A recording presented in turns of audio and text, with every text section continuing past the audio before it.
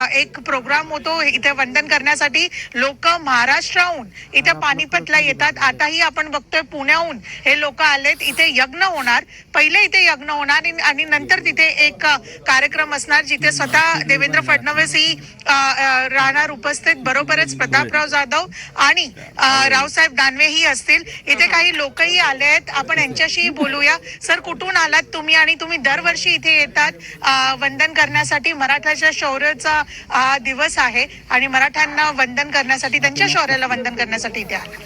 आम्ही पुणे, सातारा, सासवड, जेजुरी, पुरंदर तालुक्यातून इथं आलेलो आहे आणि महाराष्ट्रातून वेगवेगळ्या कानाकोपऱ्यातून आमच्यासारखे युवक इथे येत असतात. इथं 14 जानेवारी 1761ला हिंदुस्थानच्या रक्षणासाठी आम्हाला अभिमान वाटतो. 1 लाख मराठ्यांनी म्हणजे महाराष्ट्रातल्या लोकांनी इथं बलिदान दिलं, ते धारातीर्थी पडले. पण महाराष्ट्रातल्या लोकांना तो इतिहास माहिती नाहीये. आणि इथले स्थानिक आमचे जगवीर मराठा असतील, इतर लोक असतील, ज्यांना आपण रोड मराठा म्हणून ओळखतो, तर हा उपक्रम त्यांनी सुरू केला 2015 पासून. तर आम्ही 15 पासून इथे येतो, 14 पासून ना, 2014 पासून आम्ही इकडे येतो आणि जास्तीत जास्त लोकांना आवाहन करतो, लोकांपर्यंत इतिहास पोचावा.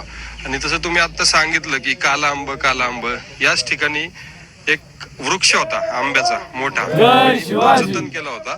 तो त्या युद्धाच्या गोळ्याच्या ह्याच्यात पूर्ण काळा पडला आणि त्याचं जतन केलं होतं. पण कालांतराने तो वृक्ष पडला आणि तेच आज स्मारक म्हणून इकडच्या सरकारचे, त्या काळच्या, आत्ताच्या मी आभार मानतो महाराष्ट्रातल्या सगळ्या जनतेकडून की त्यांनी हे स्मारक उभं केलं आणि हा जास्तीत जास्त लोकांपर्यंत पोहोचावा. आपली लोक इकडं झाडाची पानं, पांढरी माती खाऊन लढले. इकडच्या लोकांनी, त्यावेळेच्या राज्यकर्त्यांनी त्यांना पाणी दिलं नाही, अन्न दिलं नाही, तरीही देशाच्या रक्षणासाठी महाराष्ट्र लढला. म्हणजे जे आपलं महाराष्ट्र गीत आहे त्याच्यात देश रक्षणासाठी लढलं, देशासाठी झिजलं, जे काय आहे ते खूप सार्थ आहे. आणि इथून पुढेही आम्ही